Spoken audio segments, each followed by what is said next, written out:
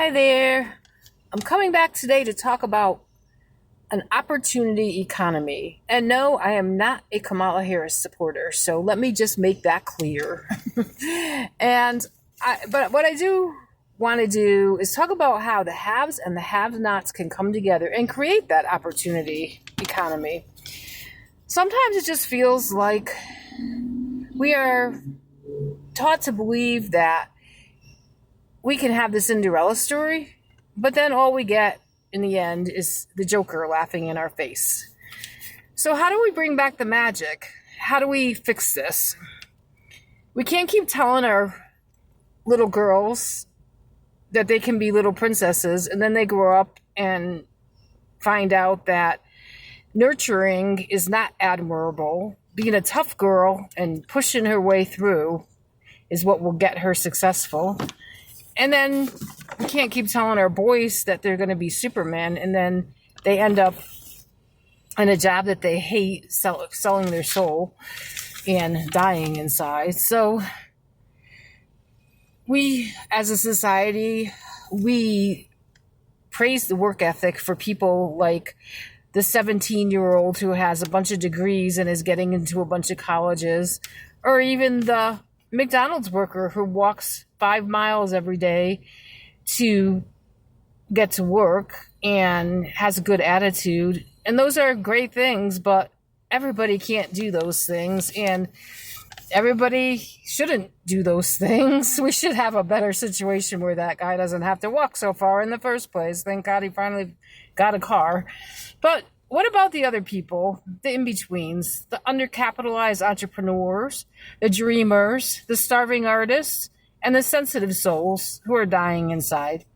The opportunity economy was supposed to be about helping these people, but the government doesn't always follow through with what they say, and they can't really see things the way we see them, especially if most of them are not from the same experiences. And so that's why I think it's great to bring the experiences together and get rid of the bureaucratic red tape and start a grassroots movement to make this happen. So one of my ideas is, let's talk about microloans, because it's interesting that Elon Musk went out and found all these SBA loans that were given to dead people and kids. And my experience going for an SBA loan was nothing like that. I went to the SBA classes. I went to a bank with my business plan that I did the way they told me to do. And before they even really took a look at this big, thick plan, they said, oh, well, we don't do less than $250,000.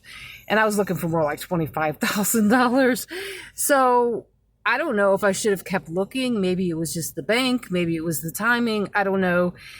But I felt lost, and I made the mistake of using my personal credit for the extra capital that I need, but I didn't have enough in the end and ended up having to close the business. So, lesson learned. But the point is, where is the streamlined way to just find your way to these loans? And are there microloans out there in this country, not in other countries that we give them to, but here, we need them here. And then another idea I had was a nonprofit. So I wanted to start this nonprofit years ago. I went to, it'd be adopt an artist for free lessons for art and music. And it would be for the underprivileged, whether they are children or, recovering addicts, or even sex trafficking victims, because the arts are really good for not only nurturing your talents, but bringing healing. So I went to my pastor, and there's an artist in our church, and we talked about it, and I don't think that they felt that I was ready. So it didn't go anywhere, and then I put it aside, and I had a lot going on in my life. There's a lot of other issues at the time. So lately I've been thinking about it again, and I looked into it, and they want you to have a board. And again, I just want a simple little mom pop kind of organization, just me and maybe 3 or 4 teachers. and some money for supplies and a rental space. So I don't know that road is gonna work, especially going through like the grant process. So if I don't get the board, then I might be turned down for grants. And then just finding the grants is like finding a needle in a haystack if you just go online. So maybe someone can even come up with an app to streamline this process. If we want an opportunity economy, we have to show people how to get to it. And with all the technology we have, there shouldn't be any reason that it should be so difficult. So what are your ideas for opportunity economy? Because we need to start talking about it, and we need to realize that we have a lot to say, and we may not have the finances, but we have the ideas, and maybe we can put them together with the right people. So that's it for today. Have a great day.